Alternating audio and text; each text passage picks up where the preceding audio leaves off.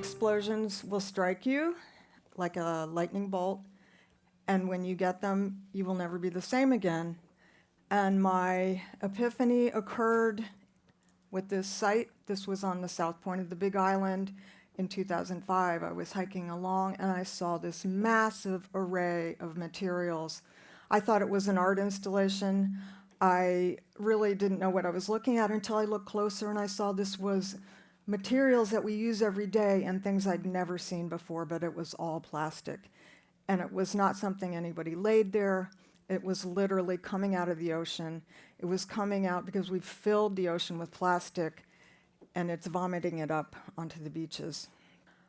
It really did change my life, and I felt like I started to become a detective of this material. And I was working with scientists, I was working with policymakers, I was working with activists, and I was working with other artists. And we were starting to try to figure out what this was and what to do about it. And I felt that this was literally a crime that I was witnessing, and that this was a crime of greed, it was a crime of negligence, it was a crime of waste, and it was a crime of overconsumption. And I started to make monuments to this. I wanted to use this material. It's so potent as an object. It's been in our hands, it's traveled through countless lives in the ocean, and it's come back to haunt us. It's a zombie material that never dies. And so with that, I made this cornucopia of the bounty that we've pilfered.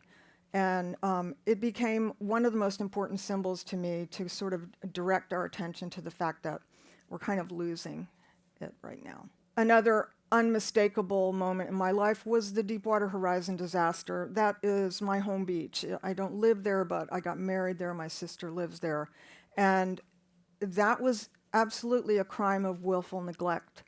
And I wanted to call out the perpetrators of this crime. I made a large piece out of almost 700 pieces of black plastic arranged in the shape of an oil droplet to become a monument to this waste. Looking closer, I started to realize that we're actually remaking the world in plastic. So we have used this sort of godlike ability, our hubris, to remake the things that already exist. I found this piece of black plastic that was so much of an analog to an octopus tentacle. And I found the snail with its analog in a cave in Greece. And this top is actually the top of a cleaning product bottle. These materials are the archaeology of our time. So we're leaving this as our material legacy. And they're strange and unusual objects. I started to build an archive of this. I have hundreds of thousands of objects now. And they're symbols.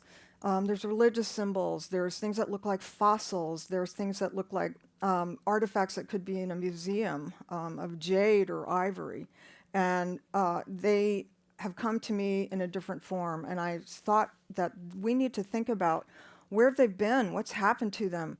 So I found this piece of material, which is polyurethane expansion foam, also known as great stuff. And it is completely encrusted with mollusks and living beings that have decided that this is their home. They've landed there and they've somehow started to form a location that they live their lives. I have a personal connection to this material because my dad worked for Union Carbide when I was a child in the late 60s. And he would bring home chemicals from the lab and mix them together. So right on my kitchen table, he poured 2 chemicals into a vat, and all of a sudden this brown foam spilled out on the table, and that was literally the birth of great stuff. I started to wonder, well, besides who's living on it, how far has this traveled? I found this basketball is actually in the center of a location on the beach in South Point. And it had been at sea so long that it had a whole host of barnacles living on the bottom of it.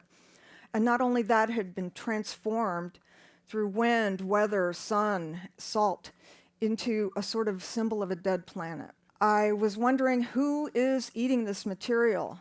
This flip-flop I literally picked up from a beach in Costa Rica, having witnessed a 12-foot saltwater crocodile chewing on it. So when it left, I walked down there and I couldn't believe it had its enormous teeth marks right in the side. So creatures are eating this. The other piece is a shark-bitten very thin plastic bottle that I found in Greece.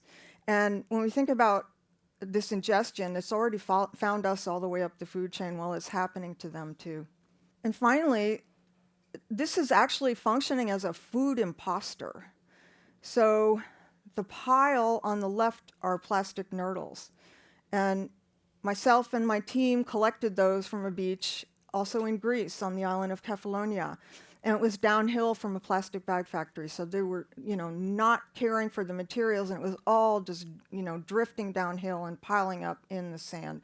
It did not take long to collect this amount. You can see in it as microplastic. You can see the mollusks and other creatures that are living with it. And to me, it's visually identical to fish eggs. This is actually herring roe. And if I can't barely tell the difference, how could the creatures who use this for food tell the difference? So this is one other form of plastic's crimes against nature.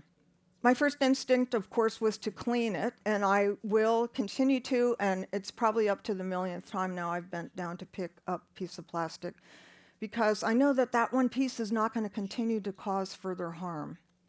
But this isn't just janitorial effort. This is an act of care, cleaning as caretaking. And for me, it's an act of reparation to try to do whatever I can do to sort of mitigate the harm that I've caused and that we've all caused. But that's not enough. We cannot clean on the back end. We can't possibly do that. It's impossible to even keep up with the production. We need to call out the producers who are making this, demand responsibility of them. We know who they are. They're emblazoning their name all over this material. And they need to step up and understand what the cause and the harm of this material that they're making so irresponsibly. So finally, I started to realize, even more so than all these other things, that these materials are coming back to us as messages from the ocean. So the ocean is using this plastic to communicate with us. This is one example. I have found countless of them, and other people can find them too. It's an act of tuning in to pay attention to this sort of opening that you can feel in the act of communication with something greater than ourselves. I found both of these on a beach early on in my work, and this was on the south point of the Big Island of Hawaii.